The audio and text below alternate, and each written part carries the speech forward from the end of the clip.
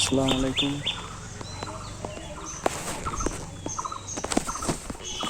বাবা এগুলো কি মাছ? এটা কি জাতের মাছ? পাঙ্গাস। পাঙ্গাস ছোট বাচ্চা না?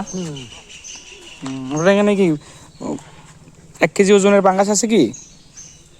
আছে দুই কুয়া আটটা খাওয়াই দিচ্ছা ওগুলো কি ডিম ছাড়ে? না। শব্দ করে কি ট্যাংরা মাছের মতো? একটু বলি ওই যে পুটিটা নেন, সরপুটি। সরপুটি না এটা?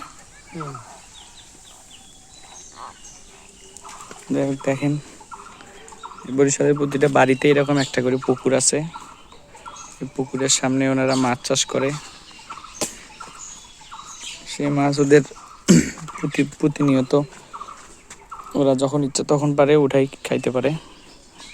এই দেখেন একটা মাছ, সুন্দর সরপুটি।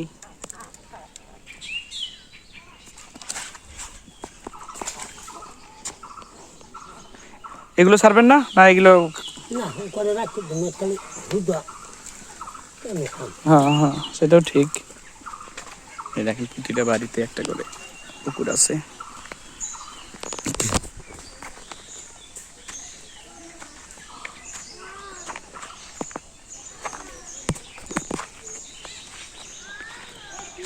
হ্যাঁ, এলাকা নিরিবিলি, গরমের সময়, গরম চলে আসছে।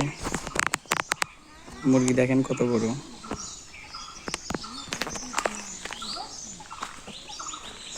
বরিশালে অনেক গাছগাছালি, গাছ আছে, বন আছে, আর পানিতে ভরপুর।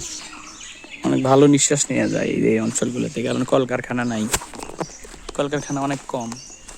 আর ওই দিকে একদম গেলে পায়রা তাপ বিদ্যুৎ কেন্দ্র, ওইদিকে মোটামুটি একটু আবহাওয়া গরম, কারণ তাপ বিদ্যুৎ কেন্দ্রে বিদ্যুৎ উৎপাদন হয়, ওখান থেকে যে বজ্র পদার্থটা আছে গরম হাওয়া নিষ্কাশন হয়। ঠিক আছে, এই যে কাকা এখান থেকে মাছ ধরলো, এরকম পুকুর।